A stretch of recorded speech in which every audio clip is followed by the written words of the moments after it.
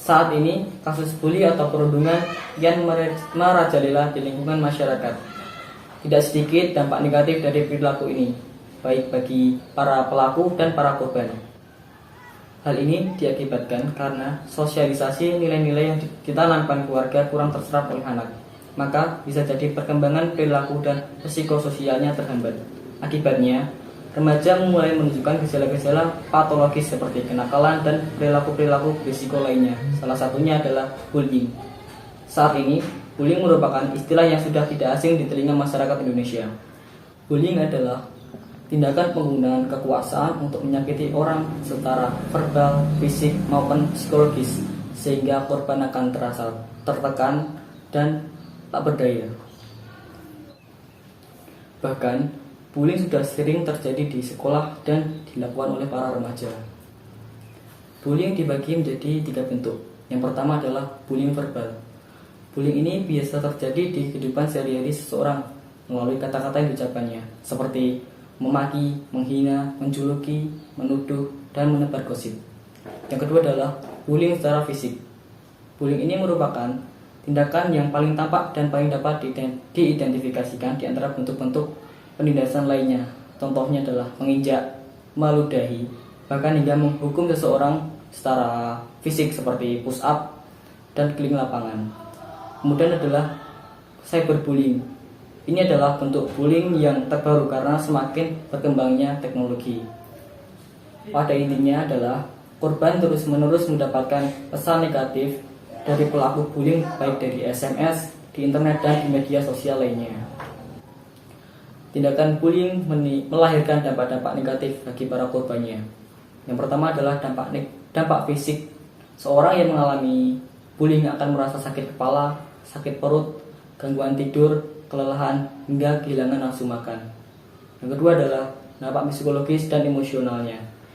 Seorang korban bullying akan merasa takut dan merasa terteror, kecemasan, penderitaan, kesedihan, stres, hingga gejala depresi. Dampak bullying yang lebih serius yaitu terhadap kesehatan mental seseorang. Bahkan, tindakan bullying dapat menyebabkan seseorang untuk melakukan tindakan bunuh diri. Seperti halnya kasus bunuh diri Nadila, seorang siswi SMP.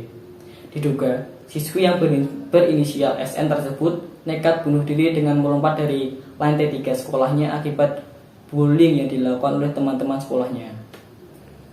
Bullying adalah masalah yang serius yang bisa dialami oleh siapa saja, baik oleh siswa SMP, SMA, dan bahkan mahasiswa kuliahan.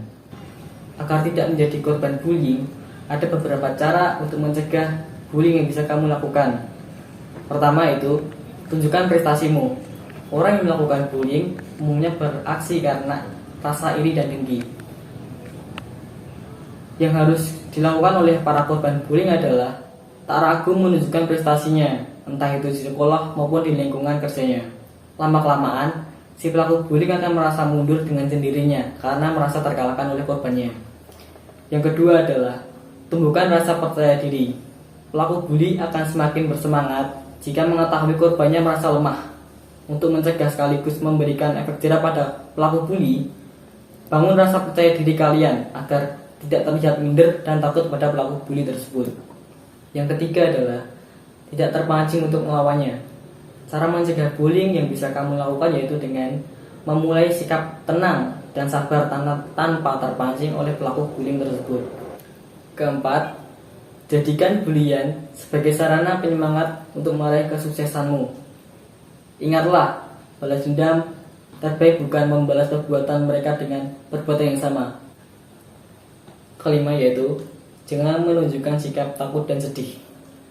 Pelaku bully tentu merasa puas ketika berhasil membuat korbannya sedih, takut, dan semakin terpuruk. Cara mencegah bullying yang paling efektif adalah tidak menunjukkan sikap takut atau sedih kepada pelaku bullying. Jika kamu terus berkonsisten menunjukkan sikap seperti ini, maka pelaku bully akan kelelahan dan mundur untuk membuli kamu. Namun, jika pelaku bully terus membuli kamu berhak untuk melaporkan pada pihak berwenang. Apabila kamu atau orang-orang di sekitarmu menjadi korban perundungan atau bully, saatnya kamu menyuarakan isi hatimu dengan melaporkan tindakan-tindakan tersebut ke pihak yang berwenang. biarkan masalah tersebut diselesaikan melalui jalur hukum oleh pihak berwenang.